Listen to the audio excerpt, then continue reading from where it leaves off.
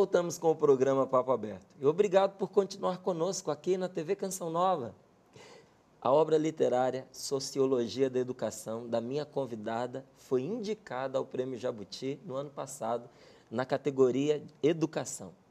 Ela defende a democratização da educação do nosso país. Então eu recebo novamente, este ano, com muita alegria, aqui no Papo Aberto, a escritora Silvia Marques. Seja muito bem-vinda para a gente falar sobre mais um tema muitíssimo interessante. Que bom que você está aqui, viu? Muito obrigada, sou eu que agradeço o convite novamente.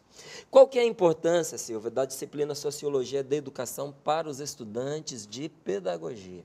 É importante mesmo? É fundamental. Fundamental. É fundamental, porque a gente não pode entender a educação e qualquer outra coisa fora de um contexto social. As artes precisam ser entendidas num contexto social. A educação precisa ser entendida num contexto social. Então, não existe o estudo da educação, da pedagogia, sem o estudo da sociedade. Como a sociedade interfere na educação e como a educação interfere na sociedade. São disciplinas praticamente conjuntas. Qual é o papel do educador na vida das crianças, na vida dos adolescentes, na vida dos jovens? Porque eu acredito também que a concepção mudou. A ideia que se tinha um tempo atrás do professor, né, para a ideia que se tem hoje do educador, me parece que é um pouco diferente, não é? Na teoria. Na teoria mudou muito, mas na prática, infelizmente, não mudou tanto assim. A palavra aluno vem do latim e significa sem luz. Se o aluno não tem luz, a gente conclui que a luz vem do professor. É uma visão antiga. Mais do que isso, é uma visão antiquada, que já foi desprezada na teoria, mas infelizmente na prática a gente percebe. Se sustenta ainda. Ela se sustenta. Tem professores que se consideram detentores do saber. Eu até gostaria de perguntar para eles onde eles compram essa cápsula, né? Se é na farmácia, porque realmente tem alguns professores que olham para o aluno e falam, você está errado. Se o aluno não conseguir repetir com as mesmas palavras, exatamente do mesmo jeito, o que foi ensinado. Não há abertura para o diálogo, não há subjetividade. Agora, uma pena para as duas partes, né? Porque o aluno é inteligente e também faz o seu juízo. A gente que tem filhos, né? Às vezes a gente pega os comentários. Não, porque o professor falou uma besteira, mas a gente não pode falar nada, né? Porque aí ele está entrando numa matéria que não é a matéria dele. Então, pai, eu não sei se ele está sabendo direito. E a pessoa deixa de se enriquecer também com o conhecimento do aluno. Eu fiquei pensando, falei, olha, eles são mais espertos e mais críticos do que muitas vezes as pessoas imaginam. E tem uma grande colaboração a dar.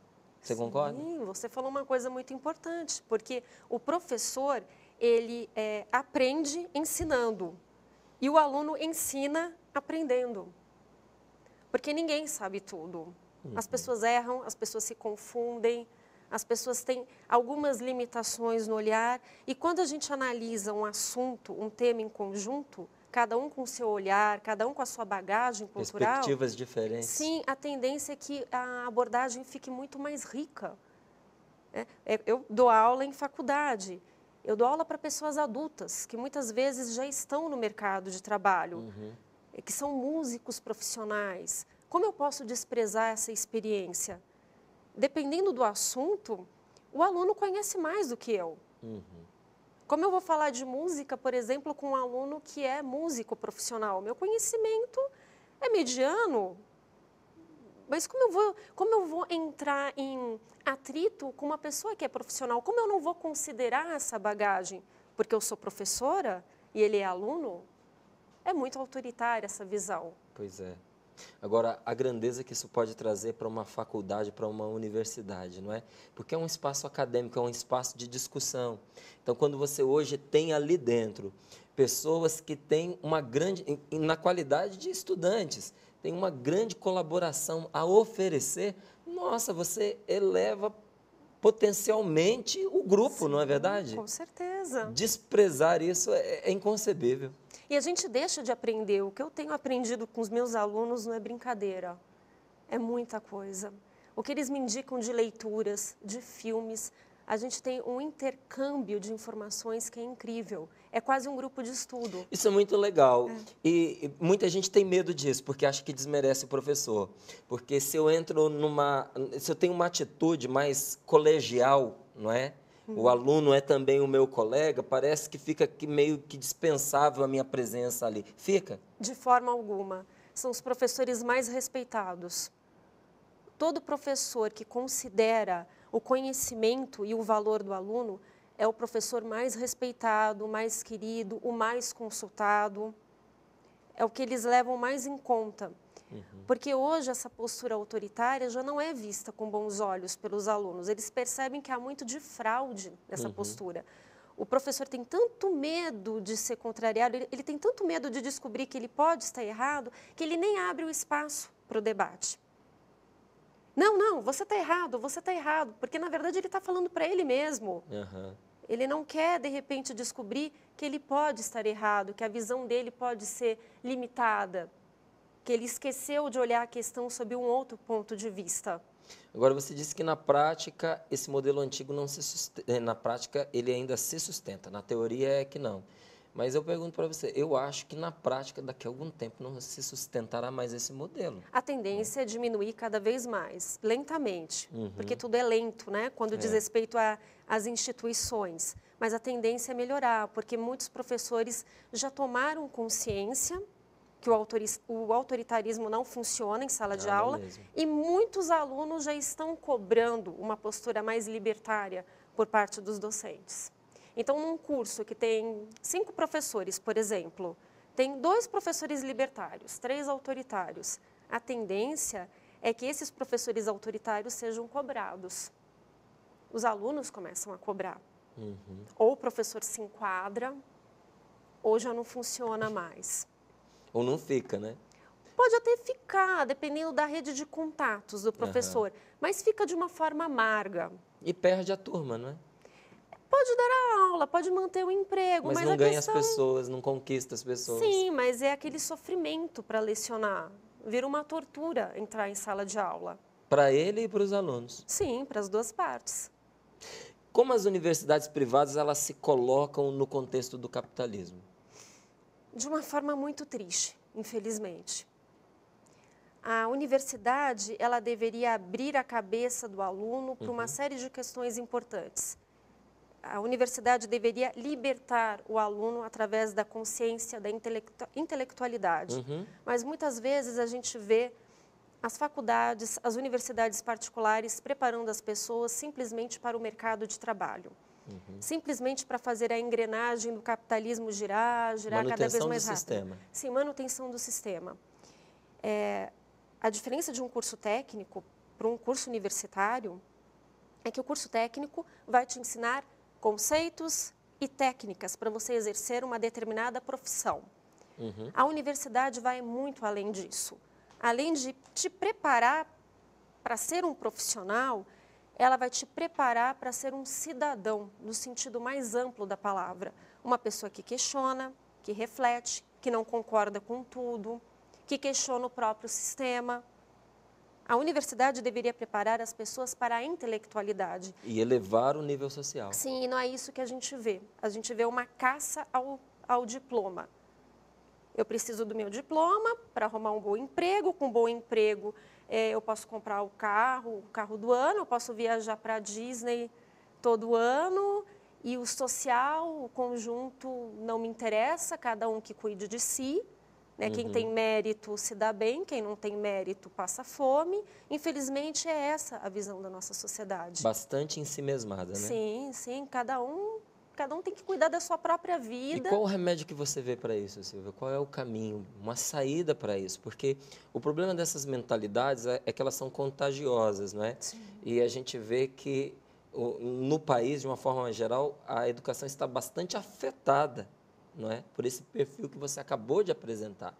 Então, a gente tem um desejo de que algo diferente aconteça em vários âmbitos sociais, inclusive no da educação. Então, quando a gente detecta esse problema, a gente quer um caminho. Então, que bom que você veio aqui. Agora você indica o caminho. Desculpa, é brincadeira. Eu acho que o caminho está na mão dos professores, sim, e dos próprios alunos. Faculdade particular é empresa. Então, a gente não pode esperar muito das empresas, porque as empresas esperam lucros. Agora, os professores e os alunos podem fazer a sua parte. A gente não pode se colocar como uma vítima passiva do sistema. Ai, a minha faculdade não me estimula a fazer isso. Ai, a minha faculdade não tem esse recurso. Isso não pode ser desculpa. Com uma sala de aula e com um pouco de boa vontade, nós podemos fazer trabalhos maravilhosos, pesquisas maravilhosas. Eu estou provando isso na prática com os meus alunos. Os meus alunos, semana passada, me surpreenderam de uma forma incrível. Alunos do primeiro semestre do jornalismo me fizeram um grupo. Todos os grupos foram bons, mas teve um grupo que fez uma revista com diagramação e conteúdo profissional no primeiro semestre. No primeiro semestre? No primeiro semestre. Sem usar nenhum tipo de estrutura da faculdade. Tudo por conta própria. Tudo com recursos próprios. Então, isso vem mostrar o quê? Que quando o aluno é minimamente estimulado, ele corre atrás, ele consegue mostrar o seu potencial. Eu acho que a ação tem que partir de alunos e professores. Pequenas ações parece que elas não têm muita importância, mas começa uma coisinha aqui, começa outra coisinha ali, de repente, todo o cenário fica contagiado. É verdade. Você fez uma menção às faculdades privadas, particulares, né, que são empresas, é verdade? Sim. A gente tem que dizer que é porque é, não é? Mas nós temos aí as universidades públicas, não é, que podem ter um papel importantíssimo na democratização da educação, não é? Qual é a função dessas universidades hoje? Existe mais uma diferença entre a teoria e a prática. Quando a gente fala de educação no Brasil, eu vou falar algo bastante polêmico, mas eu estou aqui para isso mesmo. Não existe democracia na nossa educação. Nós não somos um país democrático. Somos um país preconceituoso, cruel e que realmente segrega as pessoas com menos oportunidades. As universidades públicas, elas foram criadas para democratizar a educação. Mas o que a gente vê de fato, na prática? Pessoas com alto poder aquisitivo, que puderam estudar em grandes colégios, fazer cursinhos pré-vestibulares caríssimos, estudar inglês em ótimas escolas, manter professores particulares, são essas pessoas que a gente vê entrando nas universidades públicas. Existem alunos de baixa renda, geniais, que conseguem entrar, mas são exceções. Infelizmente, as nossas universidades públicas não estão voltadas a atender as necessidades da população de baixa renda. A população de baixa renda estuda em péssimas escolas públicas a vida inteira. Aí, quando chega o momento de fazer o curso superior, elas precisam ter um emprego durante o dia. Elas chegam exaustas à noite para fazer uma faculdade particular. Aí elas precisam pagar pelo estudo delas. É claro. E muitas começam até antes, não é? Porque Sim. como não foram preparadas para um vestibular, elas têm que trabalhar durante o dia para fazer um cursinho durante a noite, não é? Muitas vezes 1 ou 2 anos de cursinho ou 3 anos de cursinho, quando estão preparados a ingressar e continuar essa jornada de trabalho paralelo ao curso superior que está fazendo. É muito triste. É claro que tem os programas, né, do governo que facilitam, o ProUni, o FIES. Esses programas ajudam muito, mas não são todas as pessoas que são beneficiadas. Tem muita gente que tem que pagar a faculdade com recursos próprios, que precisa ter um emprego que não tem nada a ver com a área de atuação, só para pagar a faculdade. E não tem tempo para estudar. Então, o professor noturno, ele não pode exigir muita coisa do aluno. No período da manhã, você pode pedir várias leituras, você pode pedir para assistir filmes. No período noturno, isso é muito dramático. Não é possível.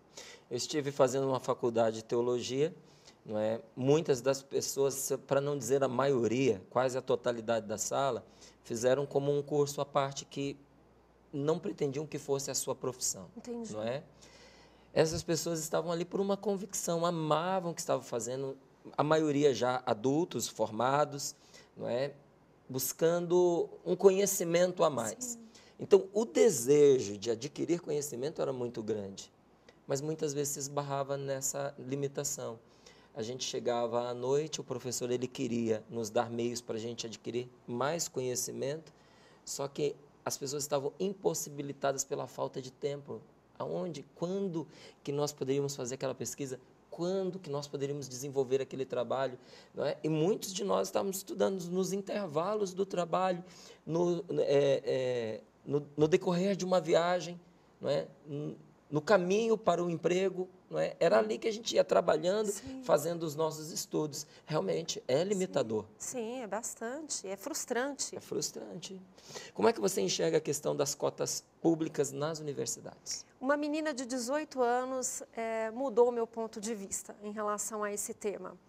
Eu era favorável, porque eu sou sempre favorável às medidas que protejam as classes menos favorecidas. Uhum. Porém, ela usou uma argumentação muito bonita comigo e muito idealista. Ela disse o seguinte: não adianta criar esse tipo de situação paliativa. A gente precisa reformular toda a educação, todo o ensino médio e fundamental. É uma situação artificial, a divisão de Uma cotas. moça de quantos anos? 18 anos. Tá vendo? Como é que um professor não escuta um indivíduo desse? Sim. Não é? Ela mudou, ela simplesmente mudou meu ponto de vista a esse respeito. Aí eu percebi, eu achava que eu era idealista. Aí eu percebi como o olhar dela era muito mais idealista que o meu. Uhum. Eu estava querendo um remendo, eu estava buscando um remendo. E ela trouxe um pensamento muito mais profundo e muito mais amplo. Não adianta jogar os alunos sem condições de aprender, sem condições de acompanhar o curso. A educação precisa ser reformulada desde o começo, para que todos tenham oportunidade de entrar por conta própria mesmo. Uhum. Como a escola trabalha a questão do multiculturalismo, que hoje é uma realidade inegável, né? Sim. Olha, eu faço trabalho comunitário em igreja e convivo com professores também. E às vezes eu fico chocada com as coisas que eu escuto, né? O Brasil é um país multicultural, né? Várias etnias, várias religiões, vários estilos de vida. Porém, a escola ainda trabalha sempre com os modelos dominantes. Que no nosso caso seria? Ainda o catolicismo, ainda os caucasianos. Uhum. Ainda, Uma concepção bastante europeia ainda. Sim, bastante europeia. Então, são os valores da classe média, são os valores dos caucasianos, dos europeus, dos cristãos católicos. Eu achava que a gente não era tão preconceituoso, porque um pouquinho a gente sempre acha que tem, não é? Sim. Mas a gente pensa assim, nós não somos tão preconceituosos, porque o nosso país é multirracial. Sim. Você tem pessoas brancas, colônias brancas mesmo no país, você tem colônias negras no país, Sim. você tem colônias indígenas e você tem o país muito miscigenado, não é? Então você tem polos assim mais homogêneos. Sim. E você tem muita integração. Então não justifica no Brasil uma postura assim racista. A gente sabe que tem, mas não justifica. Aí a gente entende as piadas, como brincadeiras. E eu tive a oportunidade de estar num grupo onde nós recebemos latino-americanos para o curso. Gente, eu fiquei chocado com nós mesmos.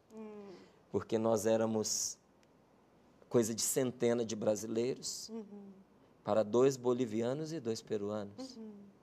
Eu fiquei pensando como nós somos preconceituosos, como nós somos racistas e marginalizantes. Sim. Então, qualquer coisa que aqueles indivíduos faziam de diferente, não era de errado, era de diferente. Incomodava. E que nós fazíamos também, era inadmissível se viessem deles. Então, eram os peruanos, eram os bolivianos, e uma resposta agressiva. Eu não conseguia compreender. Então, isso que você está falando é verdade. É que, às vezes, a gente, justamente por causa dessa mistura, a gente não consegue identificar com tanta facilidade. As últimas eleições mostraram isso claramente. Entrando nas redes sociais, e aqui eu não estou defendendo nenhum dos candidatos, eu não sou partidária a nenhum, mas o que me deixou horrorizada foi ver o ódio e a xenofobia que existe em relação aos nordestinos. Quer dizer, xenofobia é o ódio ao estrangeiro. Nós conseguimos ter ódio em relação a pessoas do nosso próprio país. Nós estamos tratando como as regiões, algumas pessoas, né, das regiões sul, sudeste, estão tratando como estrangeiros pessoas das regiões Norte e Nordeste. Gente de dentro de casa. Sim. Morei em Brasília e estudei lá grande parte da minha vida. E saí de lá numa altura em que estava me preparando aí também para escolher um curso. Como é que era vista a questão da pedagogia? Tem a UNB em Brasília, então o grande foco é medicina. As pessoas gostam muito, são encantadas, querem fazer. E a ideia é, eu tento medicina, vou tentando as outras. Se não der certo, eu me inscrevo em pedagogia. Que triste, uma visão triste. Tristíssima. Quer dizer, é a sobra, né? A sobra.